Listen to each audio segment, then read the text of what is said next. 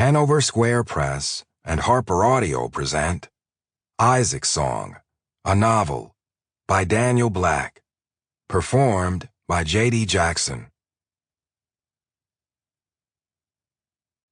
To all LGBTQ folks whose parents didn't recognize the gift, we did. The ancestors.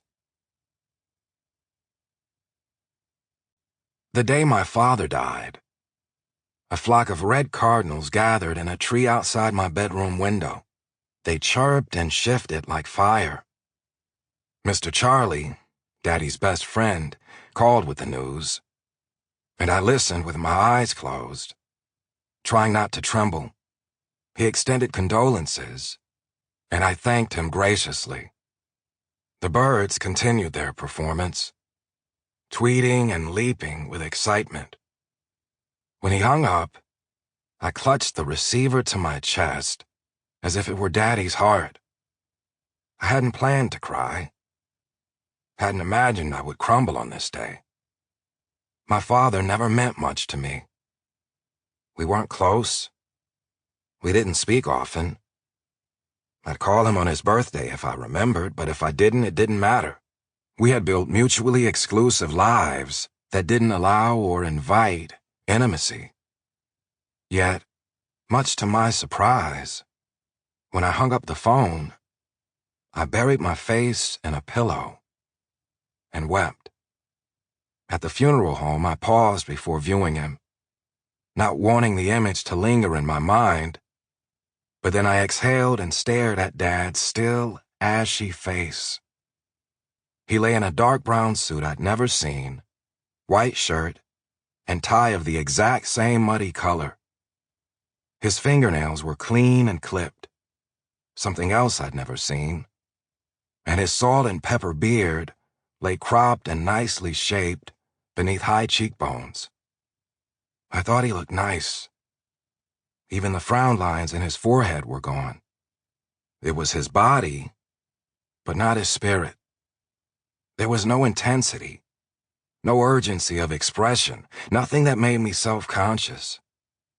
He was thinner than I remembered, but not puny. I was glad about that. I touched Dad's arm and mumbled, "Travel easy, old man." Then I exited and collapsed. We'd never been friends, but he was my father.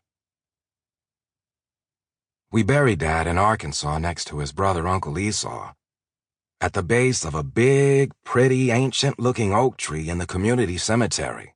Uncle Bobby Joe went with me. I told him he didn't have to, but he insisted. Said he wanted to go the last mile of the way. I wasn't sure what that meant, but he said Dad would know. There was no formal funeral. Just old country folks in overalls and faded plaid dresses and hats gathered at the graveside. I didn't know any of them. I met Mr. John Davies, the old man Dad once told me about. Folks said he was 90-something, but he didn't look a day over 70. His high-pitched laughter made me smile. When the hearse arrived, menfolk met it at the cemetery entrance and carried Dad's casket 50 yards to the burial site. I had expected only a few people, since he'd moved to Kansas City long ago. But as the men bore him proudly, the crowd grew until there must have been 30 people singing off-key, "Nearer, My God, to Thee." I guess Uncle Bobby Joe had arranged for men Dad's age, childhood friends presumably, to carry him home. They wouldn't have had it any other way. I didn't protest. It was a beautiful sight, actually. A band of rustic, seasoned black men, 3 on each side, bearing my father like a king, while the rest of the crowd finished the hymn. I didn't know the song, but I loved the ritual. There was requirement in it, process that had to be done if Dad was to be at rest. At one point, those elders looked like ancestors marching down that little shady lane, and all I could do was shake my head. I didn't know what Dad meant to them, what they meant to him, what this little town had once been, but they Sample complete. Ready to continue?